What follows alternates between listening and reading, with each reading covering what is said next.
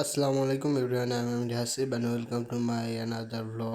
আবার অনেকদিন পর আপনাদের জন্য নতুন একটি ভিডিও নিয়ে উপস্থিত হলাম। কয়েকদিন যাবত আমি একটু ব্যস্ত থাকার কারণে আপনাদের জন্য ভিডিও নিয়ে আসতে পারি নাই। সো আজকে অনেকদিন পর আসলাম যেহেতু। সো পুরো ভিডিও জুড়ে সবার আমার সাথে থাকার আমন্ত্রণ রইল। আমার ভিডিও ভালো লাগে লাইক কমেন্ট শেয়ার করবেন এবং আমার ফেসবুক পেজ ফলো করবেন। ইউটিউব চ্যানেলটা অবশ্যই সাবস্ক্রাইব করে আমাদের পাশে থাকবেন। তো আশা করি ভিডিওর প্রথম অংশটুকু দেখেই বুঝতেছেন যে বৃষ্টির দিন। বৃষ্টির দিনে আমি ছাতা নিয়ে বের হয়েছি বাইরের সুন্দর সুন্দর কিছু দৃশ্য ক্যামেরা বন্দি করার জন্য। তো এই ভিডিওটা আসলে কালকের ভিডিও।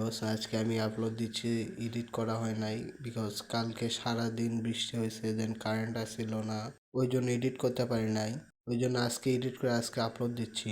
আসলে আমাদের এলাকার কারেন্ট একবার যদি যায় তো 2-3 ঘন্টার আগে আসে না। আর যদি বৃষ্টি হয় অথবা আকাশ যদি মেঘ করে আসে তাহলে তো আর কোনো কথাই নাই, একদিন পুরো এটাই কারেন্ট থাকবে না। তো জমির ভেতরে দেখেন পানি উঠছে, অনেকে মাছ ধরতেছে। আমার এক ভাই দেখতেছে আবার সামনে দেখতে মাছ ধরার জন্য জমির মধ্যে নামছে।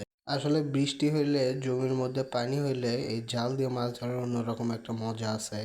আমিও আগে ছোটবেলায় কত এই জমির মধ্যে জাল দিয়ে মাছ ধরছি, আবার দেখি ভাই আবার হাতে করে ডারকি নিয়ে যাচ্ছে, সঙ্গে আর একটা জাল। আচ্ছা, হাতে ওইটাকে, ওটা আপনারা কি বলেন, আপনাদের এলাকায় কি বলেন আমাকে কমেন্টে জানাবেন। ওটা আমরা তো ডারকি বলি, আপনারা কি বলেন ওটা অবশ্যই কমেন্ট করে জানাবেন।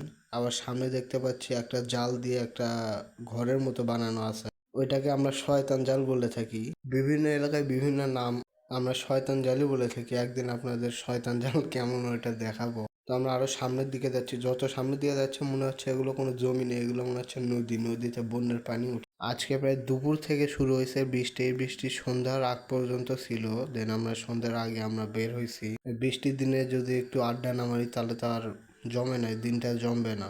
আমি যাচ্ছি চাপড়িগঞ্জ। চাপড়িগঞ্জ যাওয়ার আগে ভাবলাম আপনাদের জন্য কিছু ভিডিও করা যাক, আপনাদেরকে ভিডিওর মাধ্যমে অনেক সুন্দর সুন্দর কিছু দৃশ্য দেখাতে পারবো ইনশাল্লাহ।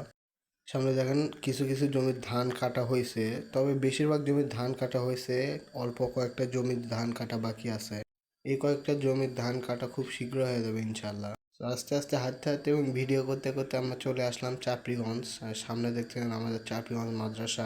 এই রাস্তার থেকে নিচের দিকে দেখেন, দেখে মনে হবে এটা নদী, কিন্তু আসলে এটা নদী না, এটা উঁচা জমি। এর নিচে আছে একটা গজারি। তো বৃষ্টির দিনে মেইন রোডের অবস্থা দেখেন, গাড়ি ঘোড়া একেবারে কম বললেই চলে। এখন আমরা চাপড়িগঞ্জে আসলাম, ওই পাশে পার হইব। আর দেন মেইন রোডের অবস্থা দেখেন, এটা কিন্তু হলো রংপুর, ঢাকা রংপুর মহাসড়ক। আমরা এখন রাস্তা পার হচ্ছি, রাস্তা পার হওয়ার সময় এক ছোট ভাই দেখে হাই দিল। সো আজকের ভিডিওটা ছিল এই পর্যন্তই। সব পুরো ভিডিও জুড়ে আমার সাথে থাকার জন্য সবাইকে ধন্যবাদ। এবং আর একটি কথা বারবার বলতে চাই, আমার ভিডিও ভালো লাগলে লাইক কমেন্ট শেয়ার করেন। ধন্যবাদ। আসসালামু আলাইকুম।